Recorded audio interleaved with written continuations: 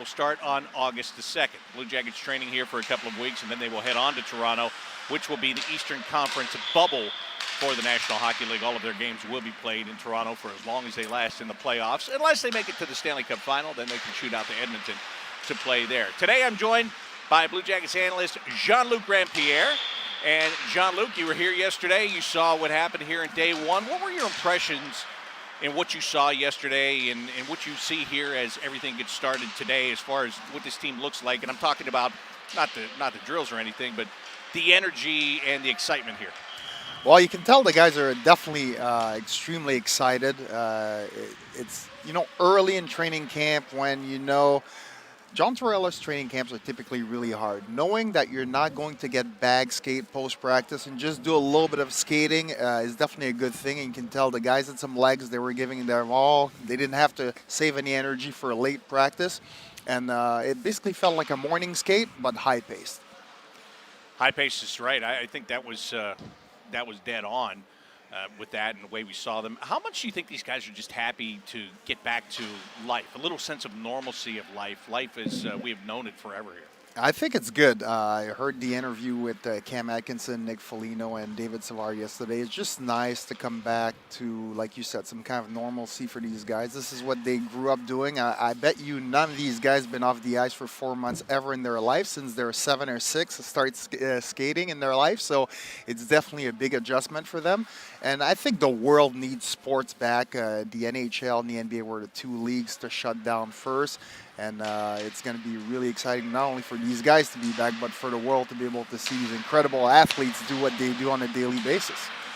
When you were coming up and playing, were you ever off the ice for 4 months? And I ask that because I know if you go back in some time, it used to be pretty customary that a lot of guys played another sport in the summer, whether it be baseball, whether they did something else. There was actually a break in between hockey seasons, whereas now, as you know, because you've coached in high school and you have a young son that's going through all this stuff, now it is very routine to be on the ice almost 12 months a year. But when you were younger and you were coming up, did you get a break?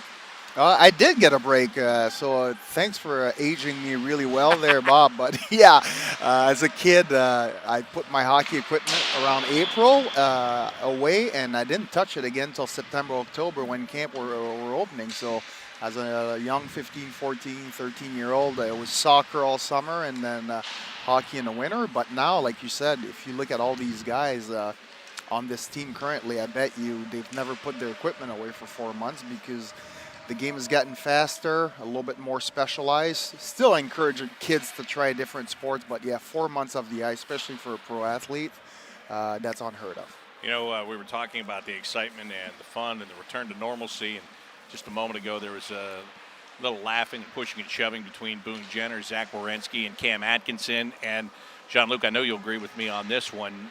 No matter how long of a break and what the break is for, whether it's from one season to the next, whether it's an all-star break, whether it's Olympic break, the one thing you always enjoy is the camaraderie of being back with your teammates once again. It's like, when you were in school, right? I mean, you enjoyed being around your friends, and then you had the summer break, and you came back, it was first day of school. That's kind of somewhat what this is like.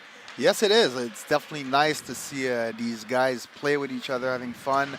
Now, they've seen each other a little bit over the last few weeks. They're in that would be phase 2. Correct me if I'm wrong. No, you're right. But they were in small groups, so they weren't on the ice together. No real interaction in the locker room because there was one group out of the building, next group in.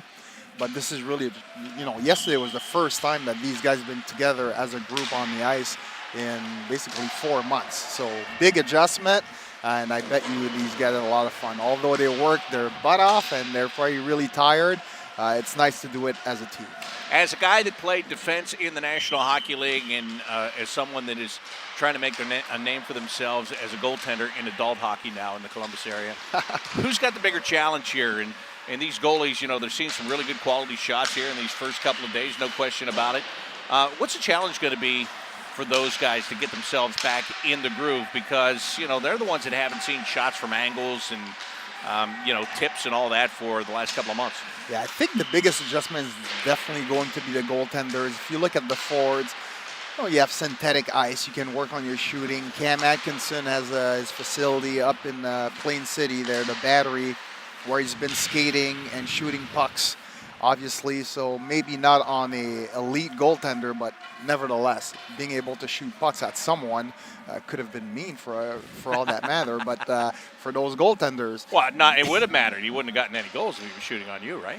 well, I probably would have crushed his confidence. So it's, but in all seriousness, for those goaltenders, I think that's going to be by far the largest adjustment. You're talking about adjusting to getting pucks that's not necessarily coming from a machine, being on the ice. And again, the conditioning for a goaltender is really, really hard to replicate off ice because your legs are taking a beating. The lateral movement, the groin area, all these muscles have not worked intensively for 4 months. And that's going to be a big adjustment. And thankfully, the goaltender situation with the Blue Jackets, having two 1A and 1B goaltender is going to be a big plus entering the playoffs. I totally agree with you on that. And again, there are 4 goaltenders in this camp. There are 2 that will skate in the afternoon session as well, Vaini Vevalainen and Matisse Kivlenieks. And Vevalainen, of course, was the guy in Cleveland this year for the most part. Kivlenieks was there when he wasn't up here, and he was up here a lot because of the injuries to both Korpisalo and Merzlikins. But as you just said, you don't want to see either of those guys, and that's not a knock on them. It's the fact that these are your 2 horses. These are the guys you've got to run with, and whether it's one or the other, look, if one of them starts and he's weak, the other's going to get the opportunity to go, and I think that's a big plus for the Blue Jackets. Big plus because Toronto is not in that situation. Actually, not many teams are in that situation right now where they can easily turn to their backup and say, hey, you get the net next game because things aren't looking good with our starter. You look at just Chicago, who traded Robin Leonard earlier this year, and now they have Subban, and I just saw releasing that Corey Crawford was deemed unfit to play. So now if you look at Chicago, you're going to be playing against Edmonton, who's a high-flying offense, probably just as good as Toronto. Now you don't have Corey Crawford. Your big question is, who is going to start for that team? Jackets don't have that problem. Yeah, that is, and that's a really unique situation that you bring up right there. Who's going to start for that team? That's a team that didn't, they wouldn't have been in the playoffs had it not been expanded anyway, right?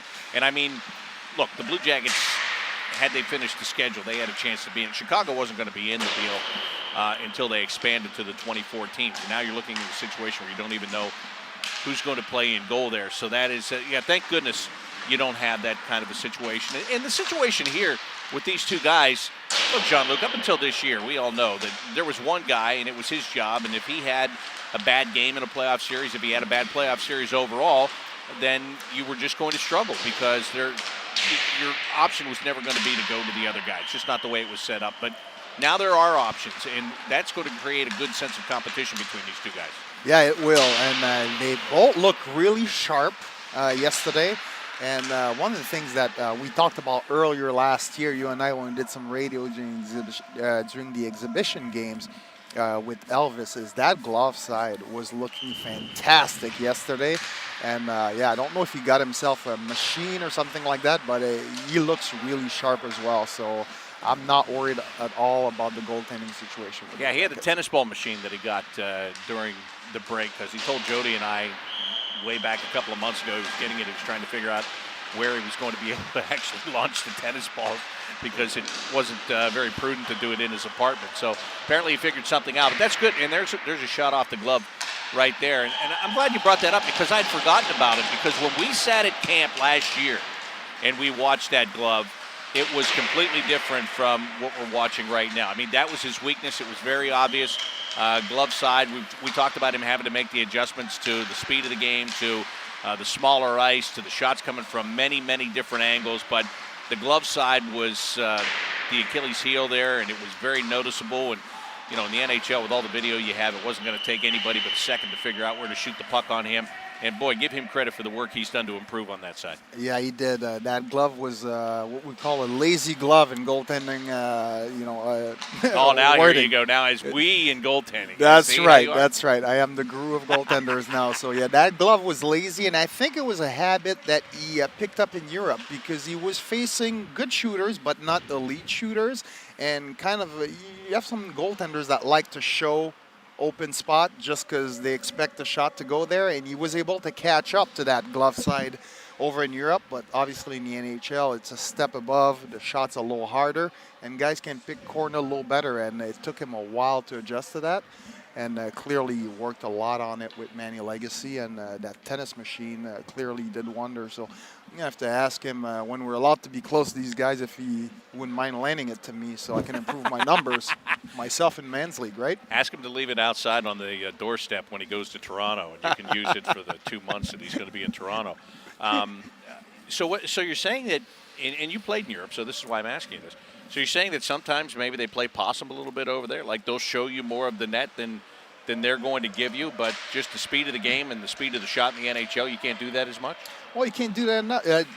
So the ice is smaller, first thing. So when you see a guy at the top of the circle in Europe versus a guy at the top of the circle here, the guy in Europe is farther out and wider out, so it's a little easier to adjust to that. In the NHL, you don't see Austin Matthews and, like Tavares coming down the wing. There may be one, and, that would have been like, let's say, Emil Bemstrom last year. And you look at Emil Bemstrom being an elite shooter in Europe last year, and then you see him, in the NHL where you can definitely see there's talent, but he's still not there. So that's the big difference for a forward, and same thing for the goaltenders. They need to adjust to a completely different league and a tighter space, and the shots, they will hit you much faster if they hit you at all.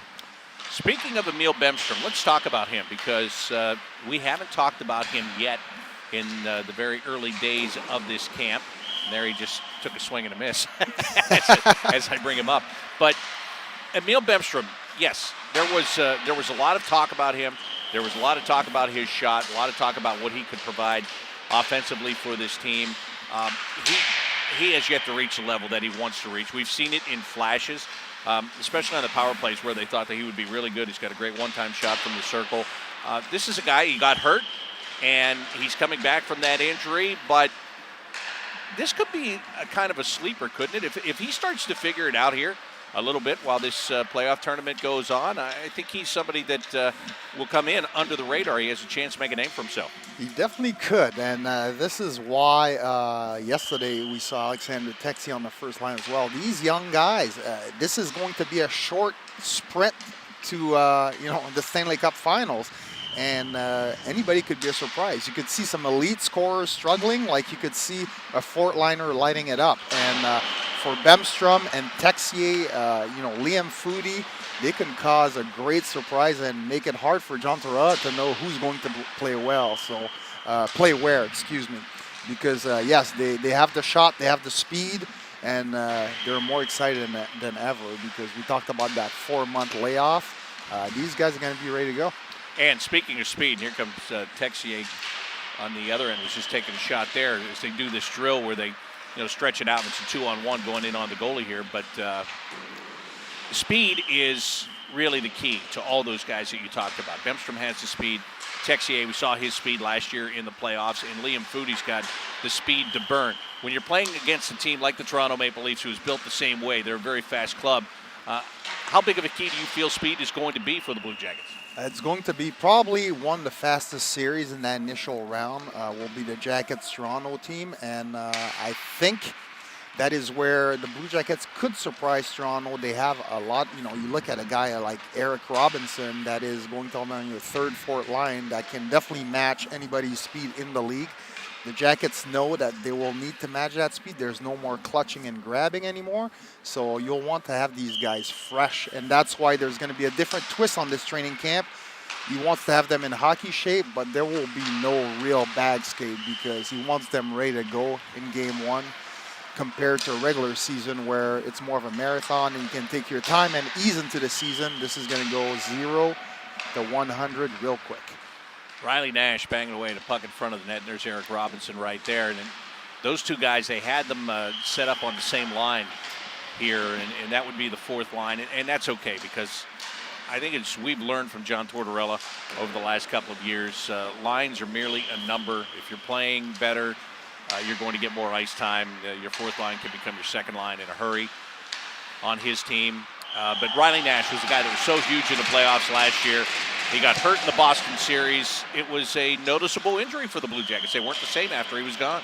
Yeah, it was a big injury for the Jackets. This is a guy that's come a long way from his first half of his first season with the Jackets.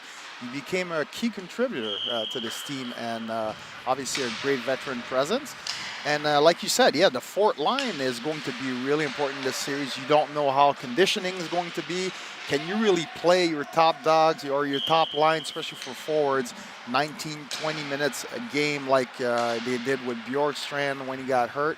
You may not be able to do that. So that fourth line, those fourth line guys are going to be key, eating up some big minutes as well. That's a really good point, and especially you have to wonder, and they're supposed to play some exhibition games before they actually start the games that count, the play-in series, but are they going to play enough of that? Is there going to be enough skating to get that, to get them built up enough to be able to burn that many minutes, or do you feel that maybe in this first best of five that you're going to have to roll some lines a little bit more frequently? That's, the more tired you are, the more mistakes you make, right? So it's going to be whoever can have the less mistakes will most likely win these games. So I think time management for these guys is going to be key, and I'm sure that the coaching staff's well aware of it. I'm not coming up with any new theory here, but I think the importance of that third and fourth line is going to be really, really big in these playoffs, especially this year. So it's the importance of lines, it's importance of individuals as this goes along here, as the players continue to go through their drills from the OhioHealth Ice House. Only day 2 of this camp. Again, this camp will be here for a couple of weeks, and then the players will head up and enter the bubble in Toronto, and that's when they'll really be tested, mentally. They'll be tested once you're in an environment that you're not allowed to leave, and it's just hockey 24/7. That's a good part about it. Hockey 24/7. We always talk about, John Luke, during the season, how good it is to go on road trips and get away from the family, and you just bond with your teammates and all of that. Those are usually 4 or 5 day spans. They're not every single day for months if you continue to excel, but that's what these guys are going to get put through. Yeah, you're going through the unknown. It could be something that lasts 10 days, like it could last 2 months. I don't believe the families will be allowed to enter the bubble until the finals. So that would be in Edmonton. So these guys could realistically leave and not see their families for another month and a half. But they've missed their teammates, so it's going to be a good time for them to really bond. Hopefully, I didn't see any details on how the bubble is going to work. I saw the NBA is going to have some lounges, some golf, all kind of activity. Obviously, for the Jackets, golf is out of the question, especially in that first round, because it's going to be a strenuous schedule. But it's going to be interesting to see what they're going to do to entertain these guys, because I bet you it's not going to be just going up to your room and do nothing. So I think they'll have plenty of opportunity to bond with one another. Yeah, in Toronto, the fairgrounds is very close to the Scotiabank Arena where they're going to play. It's close to downtown, and I think that's where they're blocking off the area that they're going to have the restaurants and all of that stuff. There's also there's a sheet of ice there where the Toronto Marlies play in the American Hockey League, so I'm sure they'll utilize that as part of the practice facilities for the 12 teams that are playing in the Eastern Conference hub there. But again, it'll still be really interesting. As you said, they're not going to see their families for a long time, but they were just with their families for 4 months unscheduled. So if they can be with their teammates for 2 months, that'll put them in a really good position to have a chance to do something this team has never done before. And that's what 23 other teams are thinking about going into this. Don't you agree? Yeah, every team is in the same situation, and that's why a lot of people are like, well, what's going to be the feeling playing with no fans? Here's the good news. Everybody's in the same boat. Everybody's leaving their family behind. So everybody's going to have to adjust to it. All 24 teams. It's uncharted water for everyone. And that's what's going to make it really exciting, is to see who can adjust to that situation the fastest. And again, especially in that first series being 5 games, it's going to be key to adjust real quick and not think about all the unknowns, but really focus on the task at hand. Yeah, the task at hand. And, when we talk about this, this is the time of year, well, not this time of year, but going into the Stanley Cup playoffs, this is the time when teams are usually getting guys back from injury, or maybe guys are dinged up a little bit, and you know that they're not 100%, and you know you're going to have to struggle in certain spots. 24 teams right now, Jean-Luc, are saying they're excited because they're going into the playoffs with a full and a healthy roster for the most part. The Blue Jackets are still without Josh Anderson, but they're getting back Bjorkstrand and Jones and Texier and Bemstrom, and that's what everybody's saying right now. The Colorado Avalanche was in a big hurt. They had Nathan McKinnon was banged up. Over in Pittsburgh, Jake Gensel was supposed to be out for the remainder of the year. He's now back in the mix. So all 24 teams are looking at this as not only a chance to win the Stanley Cup, but a chance to play with a full and a healthy lineup, some of them for the first time in a long time, just like the Blue Jackets. Yes, a lot of teams had some big injuries from big players, but yeah, I don't think anybody had as many as the Blue Jackets. So this is really a team. If you look at the 2 groups, every single person in every group has played a considerable amount of game with the Blue Jackets this year. So it just shows you how much depth there's in the organization and how much of it was crucial to the Jackets being in the position that they are right now. So it's going to be fun for John Tortorella. Yesterday in his interview, he said they don't read too much into the groups, and it's because he knows that he's got some guys that contributed that are in the second group as well. You look at a guy like Kevin Stenlund, Nathan Gerby. These guys are not even in the first group as of today, and things can change any minute. Yeah, absolutely right. And different from the regular season where when it began, those 2 guys were members of the Cleveland Monsters. And then it was going to take, you don't really bring those guys up to shake it up because somebody is underperforming during the regular season. They come up because of injury. Now it's a completely different thing because they're here. They're on this roster. And if you're not playing well, one of those guys is sitting right here just down the hall ready to take your job away from you. Yeah, exactly. It's typically in a playoff like this, you look at 31 guys and you're like, okay, what we call in hockey term the black aces, right? So right. Guys that played in the minors all year that you bring up for experience or, emergency calls. Well, here you look at these 31 guys and they've all played a lot of games with the Blue Jackets where if one of them steps in the lineup, the fans are not going to be like, who's this guy? I've never seen him. I mean, Ryan McInnes, Nathan Gerby, Cole Sherwood, all these names. And then even from the first group, you guys got guys like Dean Kukan that we almost forgot about that has been skating now, but he missed considerable time with that knee injury as well this year. All right, let's talk about some key players. Here's somebody else we haven't talked about, Alexander Wenberg, right here on your screen, going through the drills right now. Alexander Wenberg is a much maligned guy amongst the fan base here. He was a first-round pick. He was taken 14th overall in his draft year.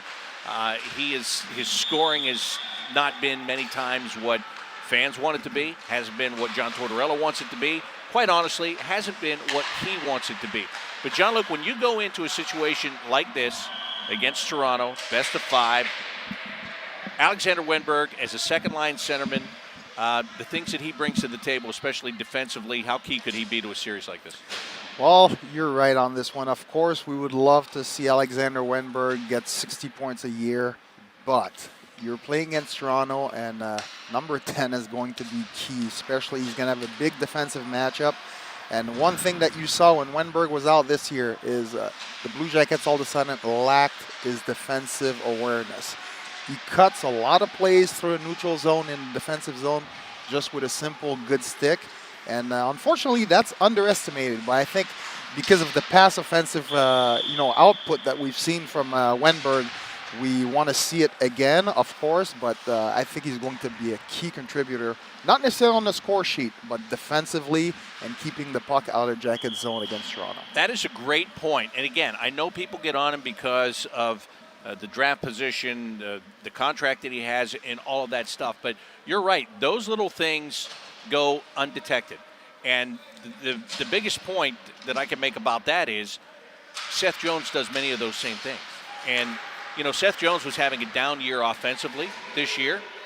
But as soon as he wasn't in the lineup, you knew that he wasn't in the lineup because that part was missing. Alexander Wenberg, many of those same things can be said for him. Those little plays. Sometimes the other team doesn't get to do something because he was there. Now, a fan might come back and argue with me, but, oh, yeah, you know, what he's getting paid, it's supposed to be to produce points and produce offense and this and that.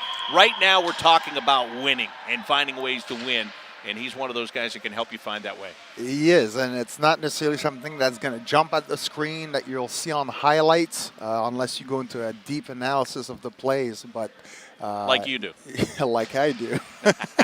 But he's definitely somebody that makes a big difference. And like you said, we'll talk about Seth Jones, I'm sure. But some of these guys, you don't realize how key they are to your team until they go missing. And boy, the Jackets know about that. Right. And again, these are things you talk about during the regular season. But, you know, in the playoffs, it's the old John Tortorella find a way. That's all.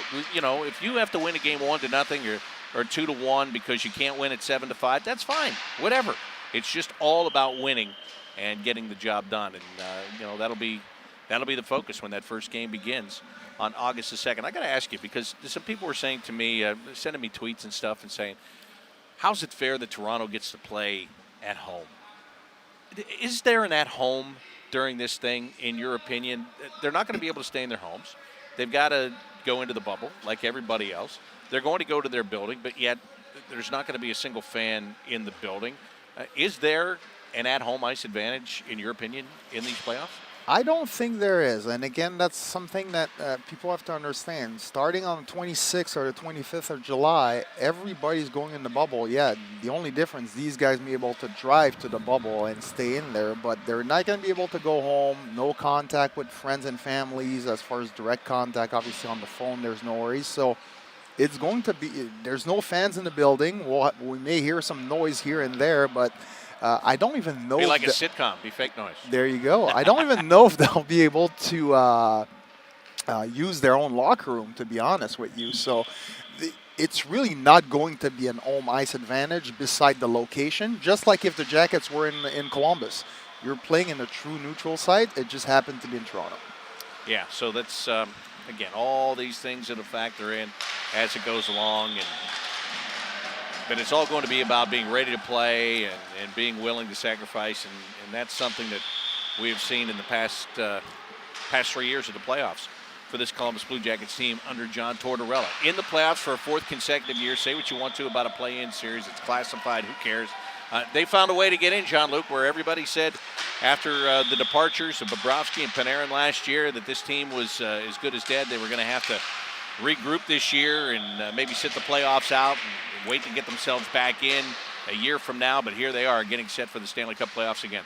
Yeah, if I looked at you last summer and told you that the Jackets would lose Panarin, Bobrovsky, Duchesne, Dzingel, and I always forget about the other two. They were here for a blip on the radar. Right, and then I tell you after, oh, by the way, Seth Jones going to miss some considerable time, and so is Zach Werenski and Olivier Bjorkstrand and Cam Atkinson. You would probably say, well, this is definitely a lottery team, and we're going to get the first overall pick. Who is it? But definitely not the situation right now in Columbus. We saw them rise to the occasion. So I wouldn't be surprised if the Jackets make some noise here in those playoffs. If you told me all of those things last summer and said that they would still make the playoffs, I would be more likely to believe you telling me there would be a global pandemic that would shut the league down for 4 months before you were ever able to come back to play. We should have gone to Vegas and bet on that, right? Oh, in any event, so once again, here we are at the OhioHealth Ice House. The players, they'll be wrapping this up probably within the next 10 minutes or so, and then they'll go to their media availability and then move on with the rest of their day. This will continue all week. I am actually going to head out of town. Jeff Rimmer is going to take over for the rest of the week here and bring you these live broadcasts starting at 11 o'clock when the Blue Jackets hit the ice for these practices. We bring you inside our own little bubble here. Again, you see people standing on the outside the windows on the street. That's as close as you can get to getting in the ice house. You cannot come in. It is locked down. Only X amount of people are allowed in here. Literally, there is a list. You have to sign in when you come in.